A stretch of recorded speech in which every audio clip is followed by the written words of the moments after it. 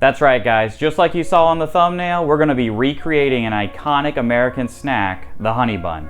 Now, I just ate one of these to kind of jog my memory as to what it tastes like, and the taste is good. It tastes just like how I remember it, but there was this weird texture part where the after effect was there's this wax coating over my mouth. I didn't really quite care for that, so when I go to make this, I'm going to try and recreate it to match as closely as I can to the original, but try and kind of get rid of that glazy, waxy feeling on my mouth after you're done eating it. So, let me show you what I got. We're going to add 2 to 3 tablespoons of sugar along with a tablespoon of active dry yeast to 3/4 of a cup of warm milk. You want your milk to be between 90 to 100 degrees Fahrenheit so you do not kill your yeast. Then you're going to set that aside for about 5 to 10 minutes so it can bloom. To a stand mixer, you're going to add 2 2/3 cups of all-purpose flour along with 1/3 cup of honey, a 1/4 cup of melted butter, along with 1 teaspoon of vanilla extract, 3 egg yolks, which I like to crack them into my hand, as you can see here, and move them back and forth until all the whites fall off. It's the easiest way to do it without breaking the dough. Lastly, we will add in our bloomed yeast mixture along with a pinch of salt to get ready to start making our dough. We're going to mix this on a medium speed. We will scrape the walls of the bowl down to get all the flour incorporated. And once our dough comes together, you're going to let that run about 5 to 8 minutes, helping build that gluten structure so we don't have to knead near as much. Now we are going to flour our work surface in our hands, that way it's easier to handle the dough. Pull the dough out, and we will start kneading it by pushing down with our palm, rotating and flipping, pushing down with our palm. Then once we have it nice and tight, we are going to take it, flip it over. We're going to take all the corners, pull them into the center. Then we'll flip it over again, pull in, turn with our pinky to make a tight little seal. Take your dough, add it to a greased bowl. I used kitchen spray here, but you can use butter or fat or whatever you have. Then you're going to grease up some saran wrap, put that over top of the bowl, and you're going to set your dough aside for roughly about an hour so it can double in size. The filling for the honey bun is very simple. It is just granulated sugar and cinnamon in equal parts mixed up. I did a 1/4 cup of each roughly and twisted it together. Now that our dough has doubled in size, I pulled out my 16x9 cutting board and added flour to it along with my roller.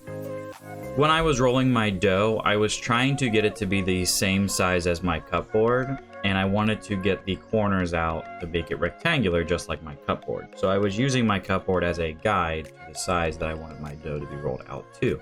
That way, when I go to roll the dough, it makes a nice, even roll.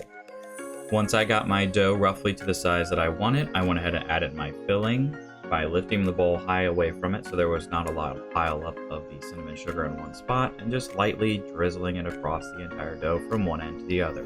When you go to roll your dough, you want to start on one end of the dough and work the seam up all the way across the other side. Once you have that first seam up, you're going to tuck it as best you can, and then you're going to roll the whole thing all the way to the other side. Once you get the roll rolled all the way up, you will grab a knife and start cutting your dough 1/2 inch thick and set those cuts flat side down on a baking sheet with parchment paper on it until you've cut up the entire roll.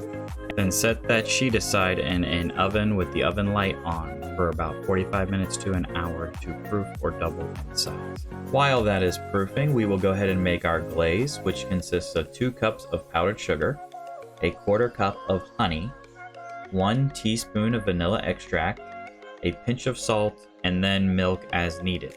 I add my milk based on the consistency I'm trying to get to. So if I add too much milk, I'll add a little bit more powdered sugar. If you don't add enough milk, just add a little bit more until it gets to that glazed donut consistency, kind of like a Krispy Kreme donut. Now that our honey buns are done proofing, we will get ready to cook them in our neutral oil that has been heated up to 350 degrees Fahrenheit. All you're going to do is use 2 forks to pick up your honey bun, place it in the oil, let it cook for 15 seconds, flip it, then let it cook for another 15 seconds, flip it again, and then pick it up and place it on a baking sheet to cool off. And finally, the best part, which is tossing your honey buns in your glaze, which is oh so satisfying.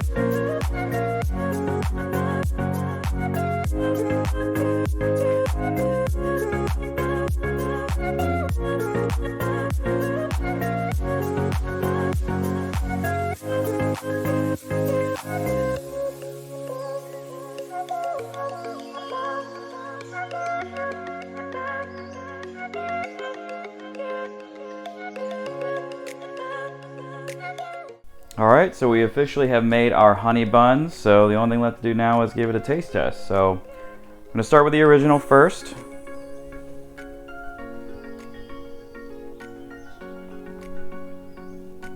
Like I said, it's got that mix between a donut cinnamon roll kind of idea.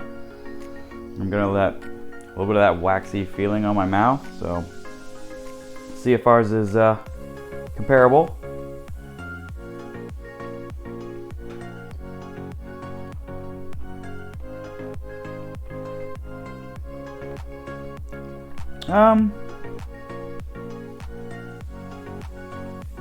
They don't taste anything alike, in all honesty.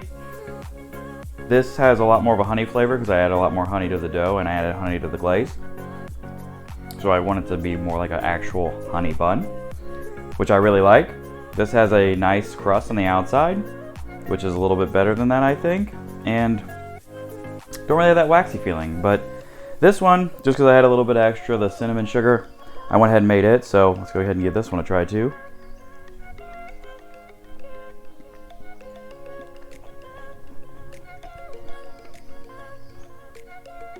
Oh yeah, that one by far is my favorite. So, you have all the benefits of this, obviously, with that little extra cinnamony sweetness added in. So, I highly recommend trying these. Honestly, it was kind of a fail. We kind of made it better. I don't know if I can make it as close to that. I think what I'd have to do is reduce the oil temperature and cook it maybe a little bit longer and give it less of an outside crust, because I think my temperature of my oil is a little higher, which is why it gave me an outside crust. So I think if you drop your temperature down to like a 250 to 280 range, cook it a little bit less, you'll get that softer texture. But all in all, I prefer my version anyway, so without trying to make it better like last time we kind of did, so give it a try yourselves. Let us know what you think. Thanks for watching.